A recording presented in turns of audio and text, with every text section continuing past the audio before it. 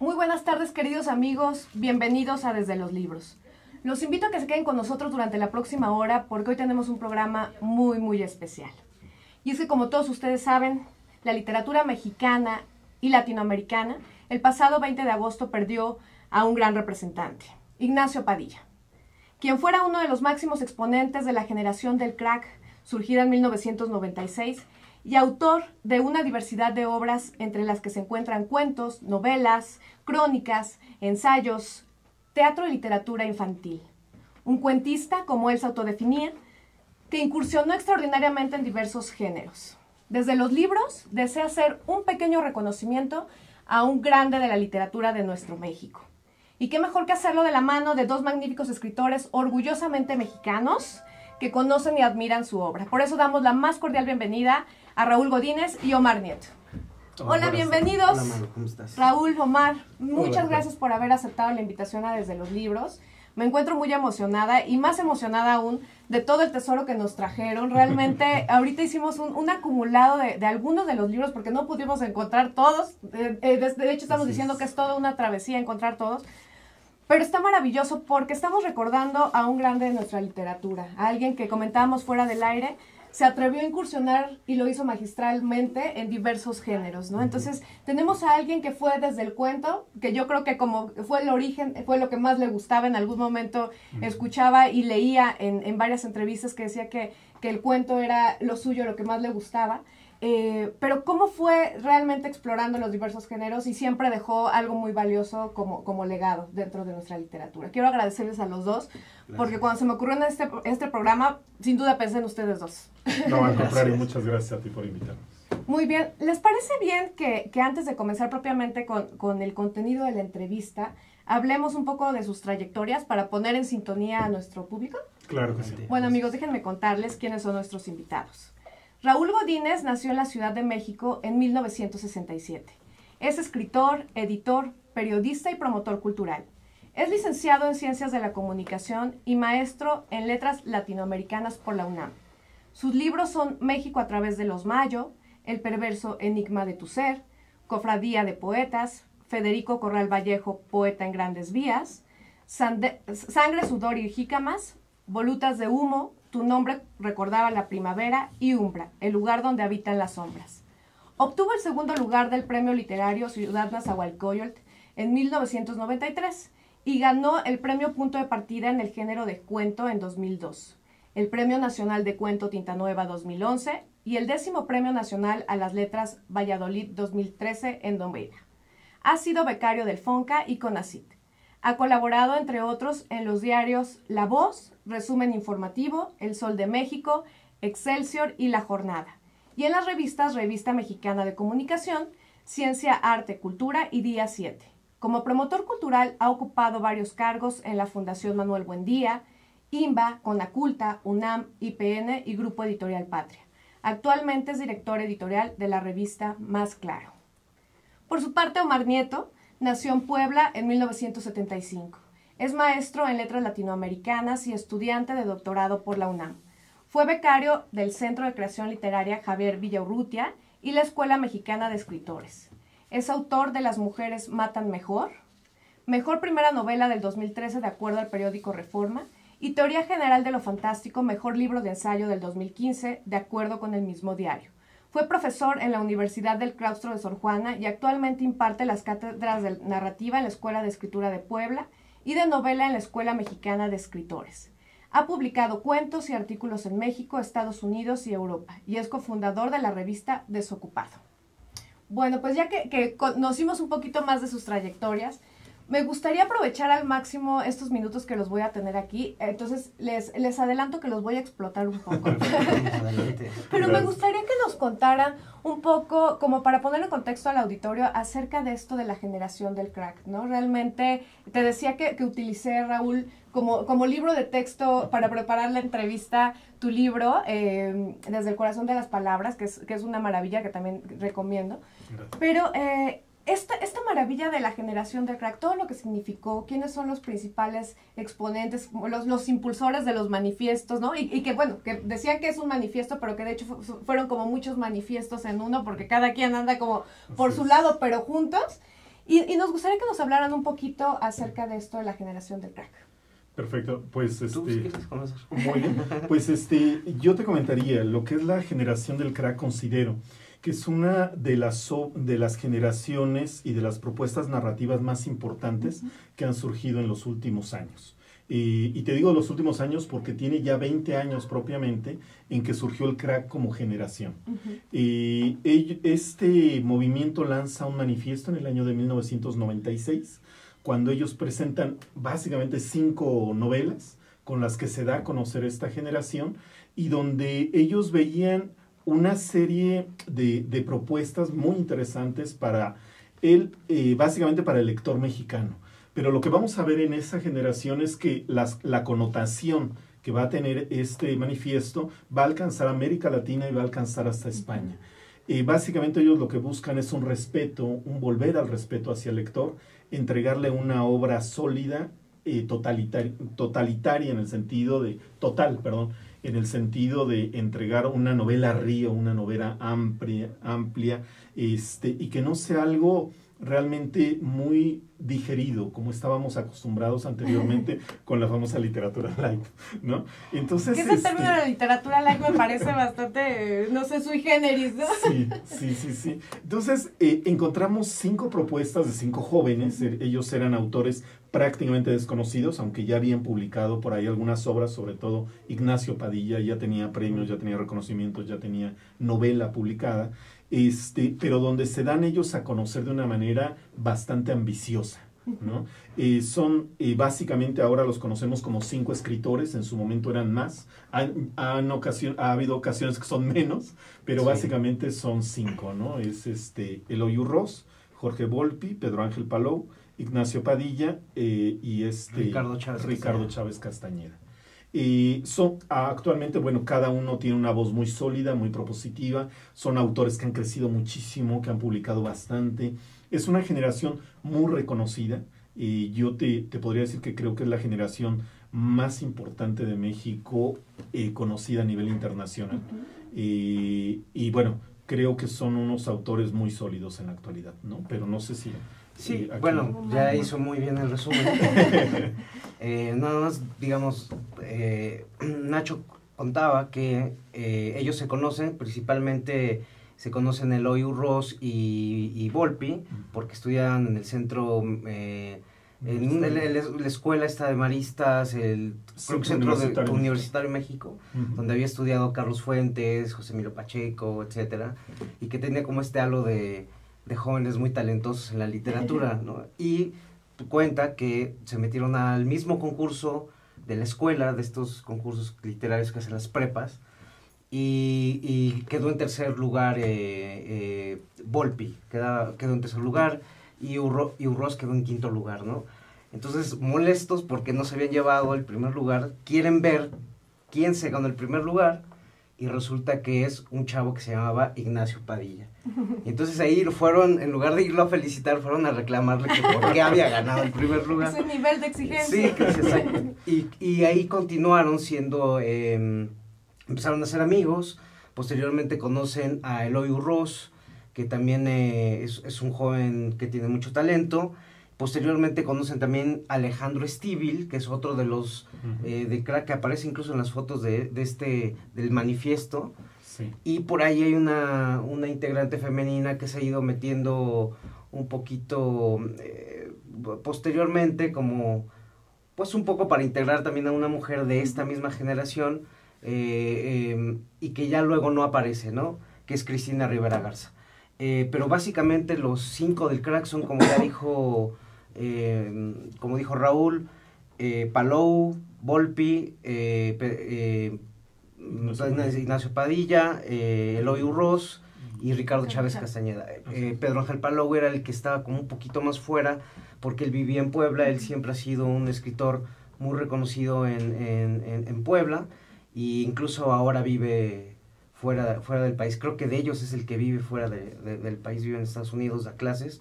Y bueno, ellos, como bien dice Raúl, han venido a refrescar la literatura mexicana y decir algo importante, que ellos nacieron no como un manifiesto a esta usanza del manifiesto surrealista de los años 30, la vanguardia, donde todos se ponían a escribir de la misma manera, ¿no? Con una estética idéntica, sino más bien era como una declaración de principios para oponerse a esta literatura, ya dijiste light, a mí, no sé si decirle así, pero pues sí, digamos, un poco más accesible al lector, no tan exigente, y se refieren concretamente a la literatura de Isabel Allende y Como agua para chocolate de Laura Esquivel, que en el año 92 habían sido invitados a la Feria de Frankfurt.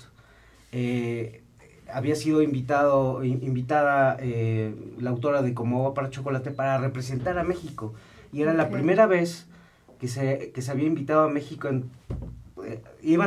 más bien el invitado era Latinoamérica, y habían escogido a México como punta de lanza, y como punta de lanza, digamos, de Latinoamérica había quedado Como agua para chocolate, y estos jóvenes les parecía que se había quedado atrás la tradición de esta novela mucho más grande, mucho más poderosa, que es pues García Márquez, Vargas Llosa, Carlos Fuentes, el mismo boom latinoamericano. Y la palabrita del crack la pone Palou, como dicen por ahí de chiste, que no sabían que significaba también, que así se llamaba, una droga, y que terminaron arrepintiéndose de haberse puesto como manifiesto del crack, y que luego los críticos ya lo llamaron como una generación del crack, que efectivamente viene a refrescar la idea de una literatura muy sólida, muy amplia, incluso culta, que se había quedado un poco relegada y un poquito pues por el mercado, ¿no? Que a veces prefiere novelas más sencillas, por así decirlo. Sí, bueno, recuerdo que ahorita que mencionas, Omar, recordé la entrevista que viene en tu libro, Raúl, en relación con esto del crack como forma de verlo como una fisura, una ruptura, ¿no? Con la denominada literatura light. Y bueno, ellos creo que eran, no obstante que creo que no lo pensaban tanto así, decían que era una fisura, pero en realidad creo que en gran parte la búsqueda era por una ruptura, ¿no? Una ruptura en donde se ofreciera al lector algo más ambicioso, que igual y no fuera la novela de repente como peladita y a la boca, ¿no? O sea, y creo que un común denominador de estos autores es justamente el hacerte pensar. O sea, realmente, bueno, a mí me ha pasado que tengo que leer y luego releer, ¿no? O sea, o tengo que regresar, y no pasa con todos los libros, ¿no? O sea, realmente creo que al final la propuesta se logró, pero con diferentes signos, que es algo muy interesante esto de la generación del crack. Cuando los escucho ahorita, es justamente esto de, el manifiesto era más bien como que las manifestaciones de cada uno, ¿no? Encaminadas hacia una forma de escribir, hacia una ideología determinada. Pero algo muy interesante es justamente esto de ¿por qué queremos ser representantes de México? O sea, finalmente son representantes de México, pero hablan también de otros países, ¿no? Que es algo que se les criticó mucho en el momento, según recuerdo, en este tema de ¿por qué no hablas de México? ¿No? Como que había un boom con este tema de hablar solamente de los países latinoamericanos, y cuando ya nos metemos a otros temas, como que de repente dicen, no, a ver, espérate, primero vamos a hablar de acá. Y ellos dicen, ¿por qué? O sea, si todos los autores del mundo pueden hablar de otros países, ¿por qué nosotros no? ¿No? Entonces, creo que es algo muy interesante de esto de la generación del crack. Pero, ¿les parece bien que vayamos a un brevísimo corte? Porque me están mandando a corte y no me gustaría cortar ahorita la idea en bruto. Entonces, amigos, enseguida volvemos. Estamos hablando de Ignacio Padilla. Publicista internacional. Experto en temas empresariales. Experiencia de 18 años en empresas multinacionales. Entre en ejecución.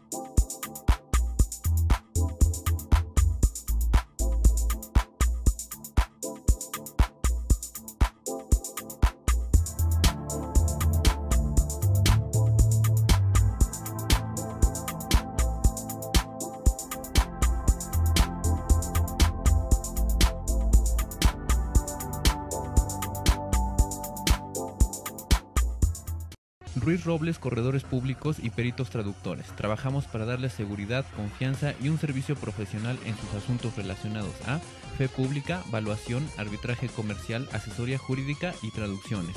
Para nosotros lo más importante es su satisfacción, brindándole además la asesoría jurídica necesaria en su negocio, con un equipo de profesionales capacitados para prevenir y resolver situaciones de riesgo en su empresa. Le aseguramos una asistencia profesional personalizada y humana a quien consideramos más importante, el cliente, porque las oportunidades pequeñas son el principio de las grandes empresas.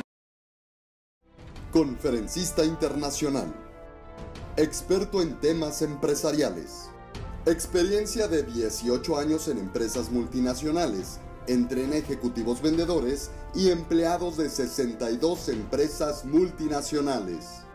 Conductor del programa Líderes en Acción en Astele.tv. Ha brindado más de 2.500 conferencias en México, Centro y Sudamérica. Orador profesional y campeón nacional de oratoria. Considerado el comunicador del año. Gildardo Avendaño.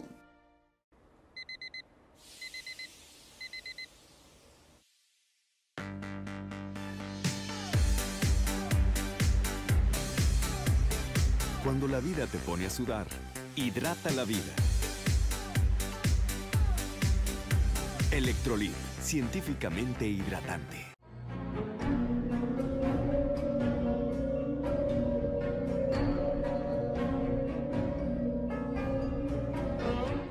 Rosso Fragola. Arte en fresa que seduce tus sentidos.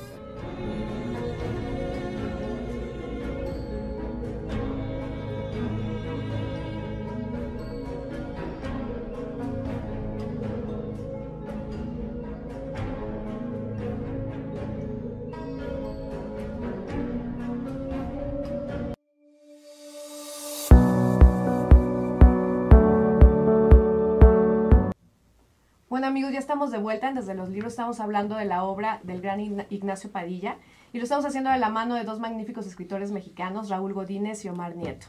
Bueno, Raúl, Omar, nos fuimos al corte con ese tema de la imagen como que no muy atractiva del tema de tienen que escribir solamente, en el caso nuestro de mexicanos, y algo que se defendía era pues escribir, hay una idea errónea efectivamente, como lo mencionabas fuera del corte, Omar, en el sentido de que ellos escribieron mucho de México, pero decían, ¿y por qué no podemos también escribir un poco acerca del exterior, no?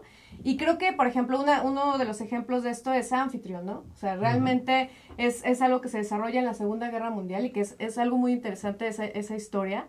Y sin duda creo que lo hace magistralmente, y creo que las tablas de escritores de este nivel permiten que hablen de cualquier temática, ¿no? Totalmente. Por ejemplo, en el caso de Pedro Ángel Palou, las 5 novelas estas que además fueron publicadas, creo que 4 de ellas en Nueva Imagen, sí, antes de que tú fueras el editor de Nueva Imagen, antes de Raúl estuvo Sandro Cohen, que fue quien publica a estos chavos, ¿no? Y de hecho ellos dicen que si hay una generación, si hay un crack, son esas 5 novelas iniciales. Una de ellas, por ejemplo, Memoria de los Días, que no está en Nueva Alianza, sino sale en Editorial Diana, porque se había ganado el premio Diana, de Pedro Ángel Palou. Es extraordinaria porque surge en un pueblito de Michoacán, ¿no? Hay un problema como religioso, de fanatismo religioso. Es una super novela, y hacia el año 99-2000 viene este cambio de ellos mismos, ¿no? Como que se reinventan, y surge Anfitrión. Bueno, primero surge En busca de Klingsor de Volpi, que se gana el premio Seis Barral en España, que es un premio que había tenido muchísimo prestigio años antes, y digamos que lo reviven, y el que lo revive es un mexicano, ¿no? Y jovencísimo, del cual pues nadie había oído hablar. Y al año siguiente surge Nacho Padilla con Anfitrión, ganándose mira, aquí está el flyer de esa época, el premio Primavera Novela 2000 de Espasa Calpe, que era otra de estas grandes editoriales históricas españolas. Y resulta que eso llama la atención en Europa, es decir, como que la nueva generación de escritores mexicanos, latinoamericanos, no tienen temas mexicanos, Sí, claro. porque las dos novelas surgen como una especie como de exiliados de la Alemania nazi, de conspiraciones nazis, etcétera. Y da también la casualidad, si me lo permite rápidamente, decir que a la par en Colombia surge otra generación, que es la generación llamada Macondo, que es la de Alberto Fuguet, etcétera. Macondo, así como, Sí. de como McDonald's, Okay. mezclado con el Macondo de García Márquez, Sí. que también es como un acto de rebeldía para romper con el realismo mágico, no de García Márquez, sino de la gente que emuló el realismo mágico latinoamericano, y pues que había entregado obras ya muy diluidas, como estábamos hablando ahorita, sí, de chocolate diluido con agua, ya no es el chocolate espeso, ¿verdad? Y que ellos también reclaman, digamos, que la literatura vuelva a tener esa fuerza, ese espesor, esa densidad, ¿no? Esa complejidad que reta al lector, ¿no? Que no lo trata como un niñito de cuna donde las tramas son simples, Sí, claro. sino que te exige desentrañar, como tú bien decías, el enigma, ver quién está hablando, que hay un juego de dobles, que tal vez el narrador inicial es alguien que ya te había hablado antes, etcétera, ¿no? Un tipo de juegos así que sí había dado la literatura latinoamericana desde los años 60, 70, ¿no? Sí, y justo comentábamos hace un momento, amigos, este tema de Anfitrión, por ejemplo, en el sentido de cómo tienes que volver, ¿no? O sea, tiene 4 capítulos, si bien recuerdo, y entonces tienes que volver así como, ¿quién era este personaje? ¿Cómo era? Y como son suplantaciones, de repente sí se vuelve exigente la historia, ¿no? Entonces, creo que todo se hace en un marco ahí como un poco de confusión, pero cuando terminas de leerlo dices, bueno, qué maravilla. O sea, bueno, yo, por ejemplo, no me imaginaba el final para nada, ¿no? Entonces, cuando al final lo oí precisamente con el inicio del libro, pues es algo que te quedas así como, ay, qué padre que pude descifrar el código, ¿no? No obstante que me costó trabajito. Sí, fíjate que precisamente de esa novela cuestionaban mucho a Nacho Padilla, en el sentido de que, bueno, ¿por qué esta historia que es muy buena, que es finalmente un rompecabezas y una exigencia al lector, por qué no lo ubicaste en México? Y el primer argumento así, súper sencillo de él era, porque yo parto de la imagen de que están jugando ajedrez en un tren y van hacia otro rumbo. Bueno, en México muy pocos juegan ajedrez, casi no hay trenes y no tenemos hacia dónde bailar, ¿no? Entonces, Sí, claro. Y ya no hay guardagujas, ¿no? ya no hay guardagujas, que es también una tradición dentro de la narrativa mexicana. Claro, como Arreola, sabes, de ¿no? José Arreola. Por Entonces, hay una serie de claves donde la propia trama te exige ubicar la historia en otro país, en otras latitudes, igual con otras connotaciones. Entonces, a nosotros como autores latinoamericanos, yo creo que era muy sano esta apertura, ¿no? Porque venimos de la tradición de la novela de la revolución, del libro del caudillismo, de la novela de la tierra, donde siempre son estos valores arraigados, ¿no? Es donde surge, si no el boom, es la figura de Juan Rulfo, que en México, bueno, avasalla a todos los demás escritores, y donde desde Yáñez hasta Rulfo, todos están hablando de la Revolución Mexicana y de los valores de la tierra. Entonces, era un poco eso, salir de esta latitud y decir, podemos escribir sobre otras circunstancias, sobre otra trama, con otras latitudes, básicamente en otros países. Y eso fue muy polémico, muy criticado. ¿Por qué estas dos novelas tan importantes hablan sobre nazis, sobre espías, y surgen una en Alemania y la otra en Austria, ¿no? Pero ellos dicen, bueno, es que así nos da la trama. Y yo creo que ha sido muy sano, ha sido, como bien comentaba Omar, darle frescura a la narrativa nacional. Creo que ha sido muy rico, muy propositivo, y eso mismo los ha hecho una generación esencial dentro de las letras nacionales. No faltó el crítico que exigió que entregaran sus pasaportes porque no hablaban de tramas mexicanas, ¿no? Que no eran mexicanos, entonces que entreguen los pasaportes. Digo, ese grado, somos muy conservadores, y hoy se ha roto también eso, porque ellos, digamos, han tenido este regreso a lo cosmopolita, ¿no? Que también tuvieron los contemporáneos, y ahora ya también hay otro regreso a la ruralidad, digo, con la novela del norte, con la novela del narcotráfico, etcétera. Pero son estos cambios que tiene que haber en las literaturas para que no se anquilosen, ¿no? No se oxiden, ¿no? Y es riquísimo porque si bien leemos toda la obra de Padilla, que es bastante extensa, casi todo es producto de su imaginación. Y estaba leyendo por ahí una entrevista que le hicieron muy recientemente. Él decía que él había construido su literatura a partir de lo que no estaba en la realidad. Y me gustó mucho esa definición porque justo la realidad es la historia, ¿no? Lo que el periodismo te puede dar, etcétera, la crónica, la historia de los nazis, de Europa Central o del Este, pero la imaginación de Nacho Padilla iba por ahí por los huequitos que no se lograron llenar, ¿no? Y eso define como muy bien sus cuentos, sus novelas y parte de su pensamiento. Sí, y de hecho, justamente ahorita que te escucho, Omar, leí una crítica, por ejemplo, para Anfitrión, en ese sentido, ¿no? O sea, porque de hecho se habla de un personaje Eichmann, ¿no? Eichmann, que es un personaje bastante sanguinario dentro de todo este tema del tema nazi. Y decían, bueno, en algún momento, que el hecho de haber involucrado a este personaje con ese tinte que le da, bueno, no voy a decir cuál es el tinte, porque si no les cuento la historia, mejor léanla, está padrísima. Pero ese tema de mezclar como ciertos eventos reales con el tema de la novela, yo creo que a veces es muy rico, ¿no? Lo he leído con Julia Navarro, por ejemplo, de España, claro. Y ese tema de hacer como una historia novelada, porque a veces, muchas veces, es más bien la novela histórica que tiene datos históricos muy precisos, pero creo que la historia novelada es como más rica porque mucho parte de la imaginación, claro, del autor, ¿no? Entonces yo creo que Ignacio Padilla en ese libro en particular logra muy bien hacer una historia novelada y le pone unos tintes muy agradables a la lectura. Sí, es que él comentaba precisamente en esta entrevista que están mencionando, que la historia siempre está supeditada al hecho real y comprobable, verídico, donde esto pasó tal fecha, en tal hora, en tal año, etcétera, en tal latitud. Pero esto que comentaba, siempre va a haber huecos.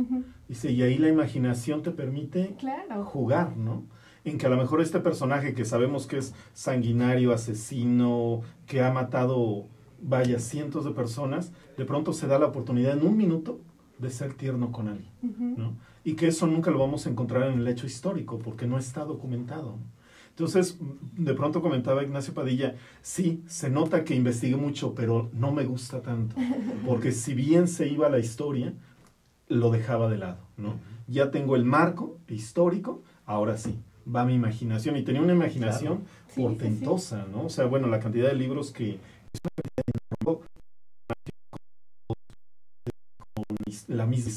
y lo vemos desde los géneros que él se aboca, que es teatro, novela, cuento, ensayo, el cuento infantil, etcétera.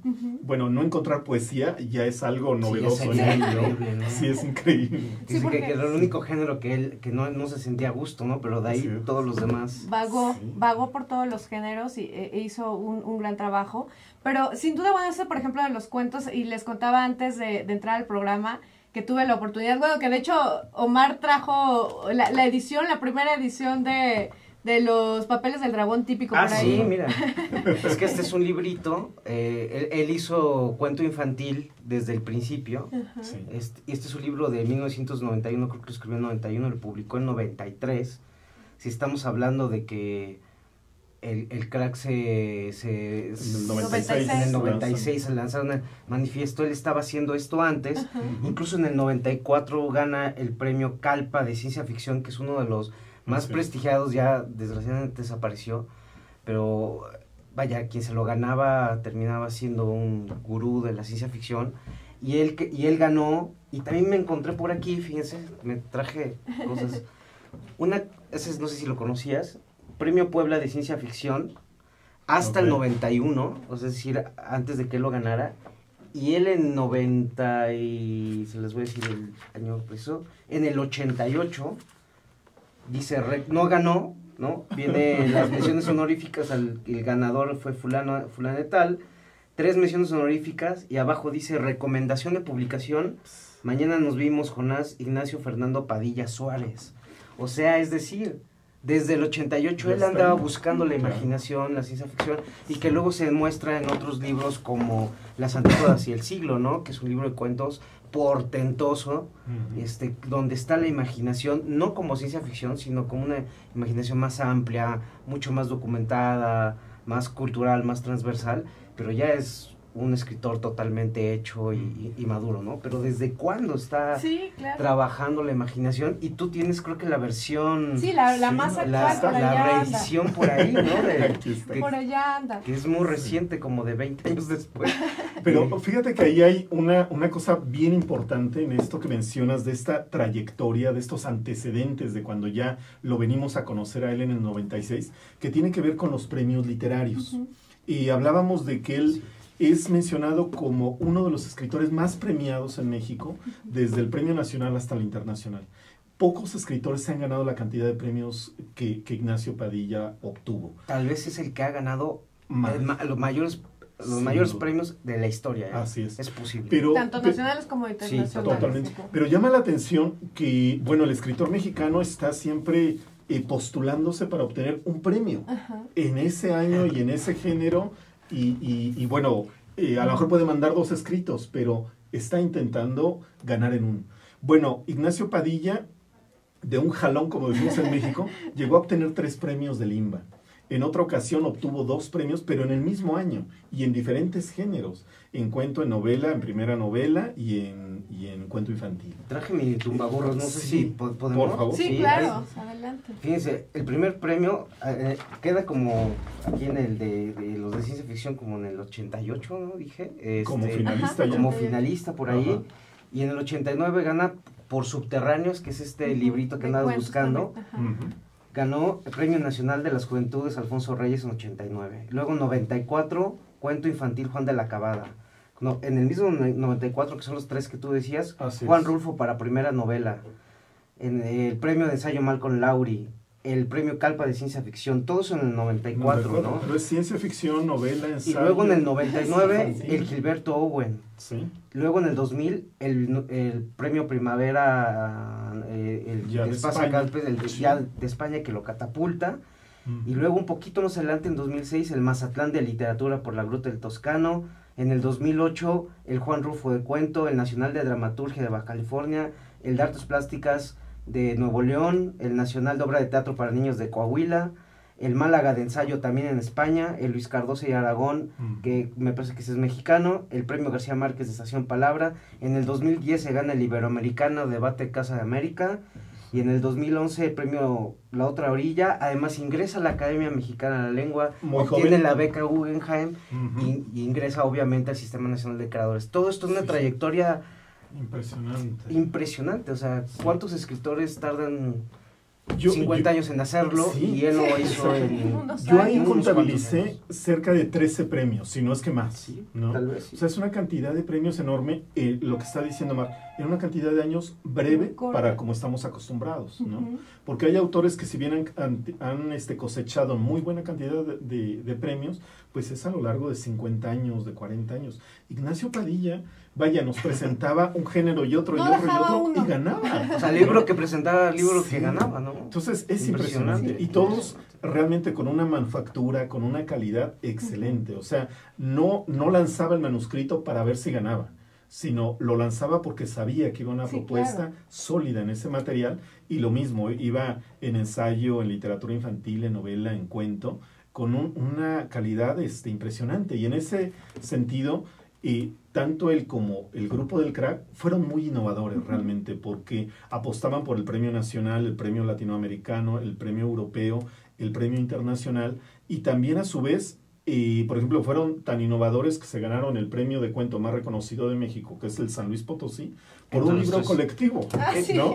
Aquí está. ¿Qué es este? También lo Casualmente yo nadie lo había obtenido de manera colectiva. No, de hecho, ellos enviaron... es un premio, el mayor premio de cuento en México, el más prestigiado. Sí, sí.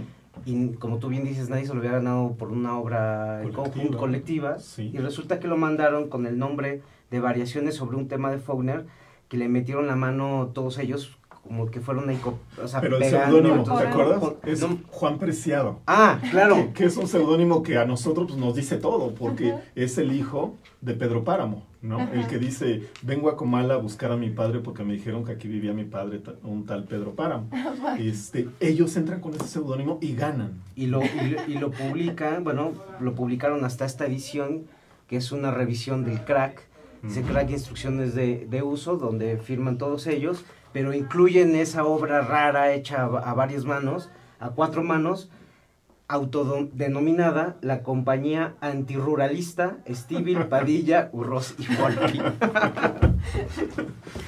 Una gran ironía, ¿no? Sí, totalmente. Claro, bueno, pues los voy a invitar a ir a un brevísimo corte de nueva cuenta para seguir hablando acerca de la trayectoria de Ignacio Padilla, pero creo que sin duda tenemos mucho por leer, mucho por releer. Realmente creo que nos dejó muchos regalos bastante importantes y representativos de la buena literatura mexicana. Entonces, bueno, los invito a ir a un breve corte y que sigamos en unos breves minutos platicando.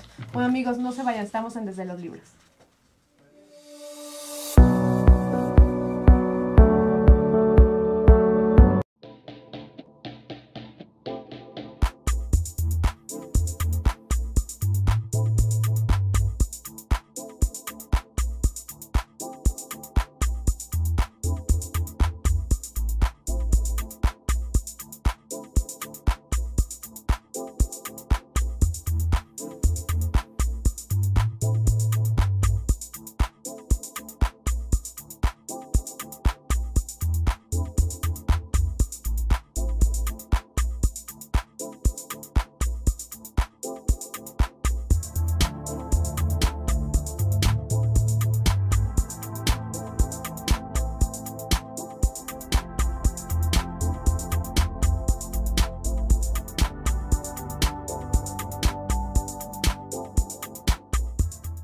Ruiz Robles, corredores públicos y peritos traductores. Trabajamos para darles seguridad, confianza y un servicio profesional en sus asuntos relacionados a fe pública, valuación, arbitraje comercial, asesoría jurídica y traducciones. Para nosotros lo más importante es su satisfacción, brindándole además la asesoría jurídica necesaria en su negocio, con un equipo de profesionales capacitados para prevenir y resolver situaciones de riesgo en su empresa. Le aseguramos una asistencia profesional personalizada y humana a quien consideramos más importante, el cliente, porque las oportunidades pequeñas son el principio de las grandes empresas. Conferencista internacional, experto en temas empresariales, experiencia de 18 años en empresas multinacionales, entrena ejecutivos vendedores y empleados de 62 empresas multinacionales. Conductor del programa Líderes en Acción en Astele.tv. Ha brindado más de 2.500 conferencias en México, Centro y Sudamérica. Orador profesional y campeón nacional de oratoria. Considerado el comunicador del año. Gildardo Avendaño.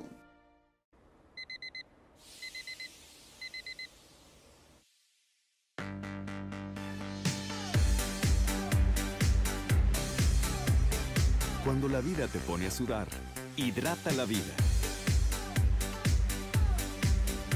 Electrolit, científicamente hidratante.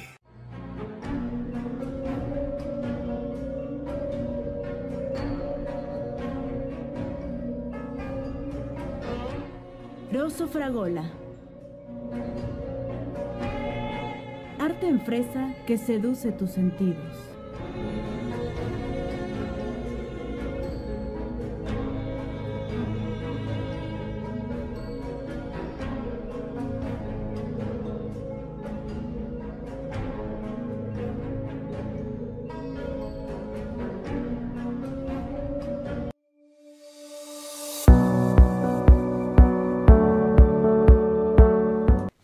Amigos, ya estamos de vuelta en Desde los Libros, seguimos hablando de la obra de Ignacio Padilla.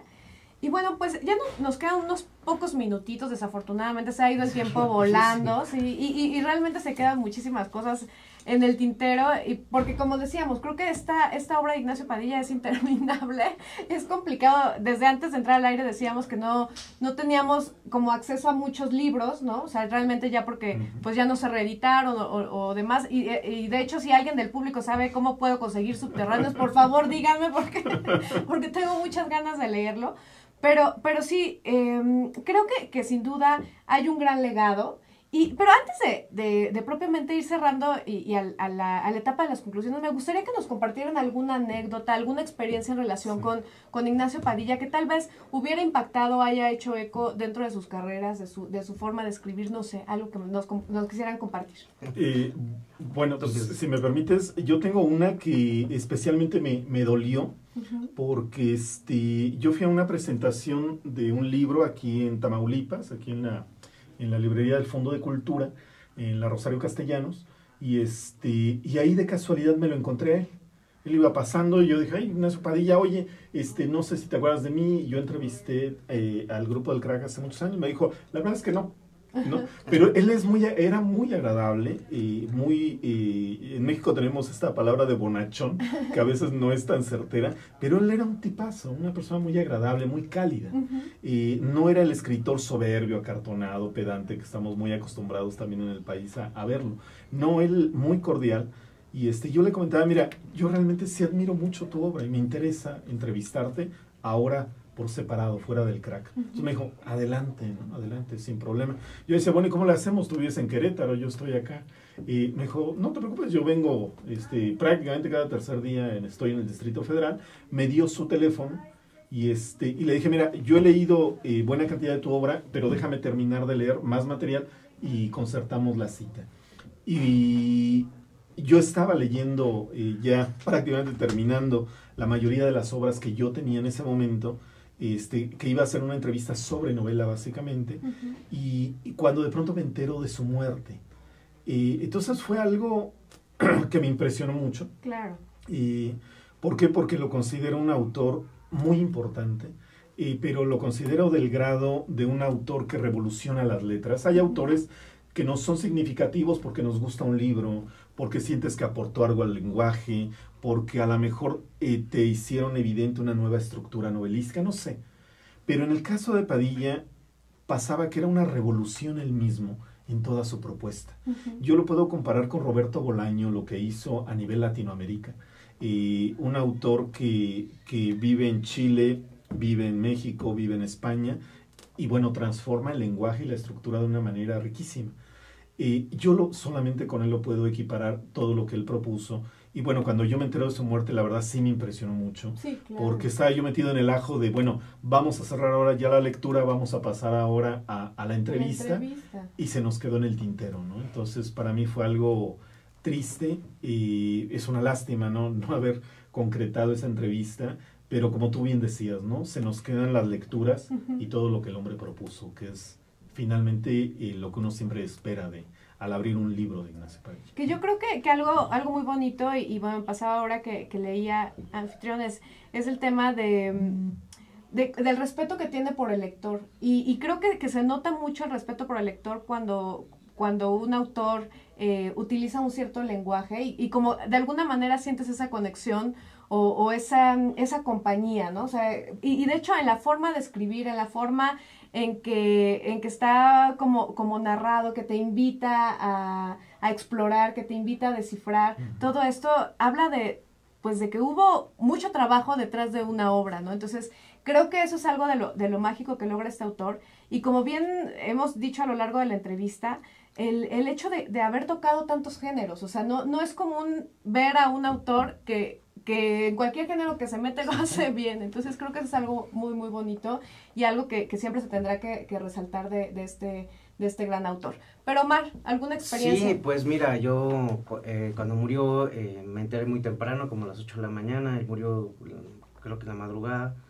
Y me impactó mucho porque yo tengo una anécdota muy, muy cercana con él, porque hacia el año 2000, 2003, él fue agregado cultural de México en Inglaterra, en Londres. Yo comenzaba a escribir, tenía una cierta cantidad de cuentos, y yo necesitaba así como una figura tutelar que me dijera, pues, cómo voy, ¿no? Entonces se me ocurrió, por alguna razón, algún amigo o amiga me habrá hablado de él y de que tenía el correo electrónico de Nacho, y se me ocurrió escribirle, ¿no? Entonces le dije, oye, mira, tal, yo ya había leído Si volviese sus majestades, que es una novela que catapultó al crack, había leído Anfitrión, me había deslumbrado, y me contestó inmediatamente, me dijo, claro que sí, muchas gracias, al contrario, yo estoy aquí, pues no solo, pero aquí en Londres con mucho tiempo, etcétera, mándame tus cuentos.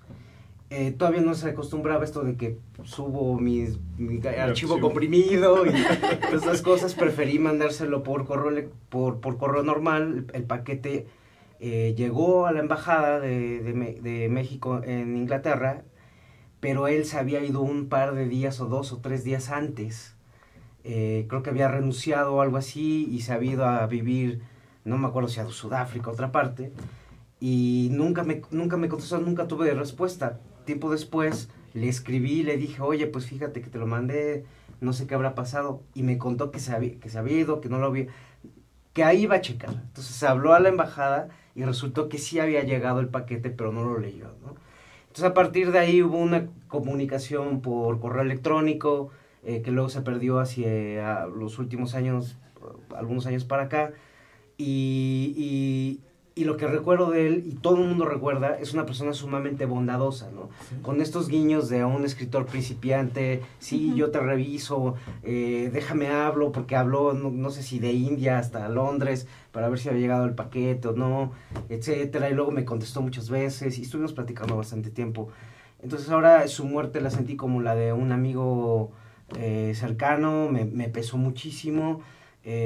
Puse por ahí en mis redes sociales esta anécdota, me comentaron algunas cosas Pedro Ángel Paló, Vicente Rasti, que son sus grandes amigos, más allá de compañeros de letras, son grandes amigos. Creo que Paló y él eran algo así como compadres o algo así, y lo que ahora es muy interesante es que amigos míos, lectores míos, alumnos míos fueron alumnos de él, porque daba clases aquí en México en la Ibero, y se les quedó también trunco esa formación, ¿no? De que ellos sí aprendieron sobre Cervantes, de la palabra de Nacho Padilla, y si alguien había hecho un doctorado sobre la obra de Cervantes en Salamanca, pues había sido Nacho Padilla, con una autoridad tremenda, y pues estas nuevas generaciones aprendieron de él también.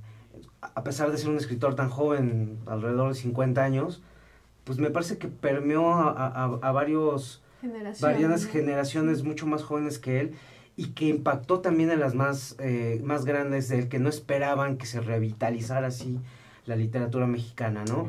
Y se ve desde la crítica de estos críticos duros que aún después de 20 años no aceptan la aportación del grupo, y también de escritores que tienen ahora 70 años, que apenas van viendo que, en efecto, como tú dices, la ruralidad dio un giro hacia lo cosmopolita y amplió la gama de la imaginación de la literatura mexicana, ¿no? Entonces me parece que tanto en el plano literario como en el personal, Nacho dejó mucho cariño por ese carácter bonachón, bondadoso, por ser un tipo, pues, entrañable, ¿no? Quien lo haya conocido te va a decir que tiene una experiencia muy agradable con él. Y bueno, pues creo que está muy reciente su partida, pero dejó una obra que nos va a permitir estarlo leyendo por muchos años. Sí, sin duda. Bueno, pues ya nos tenemos que despedir, queridos Raúl y Omar, pero sin duda yo creo que es una gran pérdida física, ¿no? Pérdida física para el tema de la literatura de nuestro país, y bueno, no solamente la literatura de nuestro país, sino latinoamericana. Pero creo que algo se queda, y es todo el legado que nos deja, todo el legado que nos deja por leer, ya decía, por leer, por releer, ¿no? Porque seguramente vas a encontrar un nuevo enfoque si vuelves a leer alguno de los libros que antaño leíste. Y creo que la manera más eficaz y lo que puede ser la manera de honrar a cualquier escritor es leyéndolo, ¿no? Entonces creo que tenemos un país en donde le hace falta mucho la lectura, y una lectura de esta calidad pues indudablemente es algo que tiene que estar en las bibliotecas, y más que en las bibliotecas, en las cabezas de los mexicanos. Y pues simplemente, bueno, agradecerles el hecho de haber aceptado la entrevista desde los libros. Como les decía, es muy corto el tiempo para hablar de una obra tan amplia, tan rica, y sé que ustedes hicieron un gran trabajo y lo sé porque de verdad que traen sus notas y me hubiera gustado que este programa durara muchas horas, porque sin duda fueron 2 invitados muy comprometidos, y aparte me encantó todo lo que trajeron de libros. Realmente aquí tenemos un tesoro completado por los 3, ¿no? Agradecerles de verdad este compromiso que adoptaron, porque creo que la mejor manera de reconocer todo lo que hizo Ignacio Padilla por nuestra literatura es justamente brindándole todos los espacios para comunicar lo que hizo, ¿no? Para comunicar lo que hizo, porque si algo hizo Ignacio Padilla es tener un tremendo respeto por el lector, porque él decía que a él le gusta escribir las historias que a él le hubiera gustado leer. Recuerdo que en algún momento decía, nosotros hacemos novelas que nos hubieran gustado leer, y eso me encantó, lo leí en una de las entrevistas que está en tu libro, Raúl, y creo que eso es algo de lo que habla mucho de la calidad humana y literaria de este gran personaje que sin duda se vuelve entrañable de las letras en nuestro México. Totalmente. Y pues bueno, mil gracias. Y ya espero tenerlos pronto de nuevo por aquí hablándonos de todas las maravillas que hay detrás de las letras. Maru, muchísimas gracias. Gracias. Bueno, amigos, nos tenemos que despedir. Muchas gracias a todos por haber estado aquí, y lean mucho, lean a Ignacio Padilla. Hasta luego.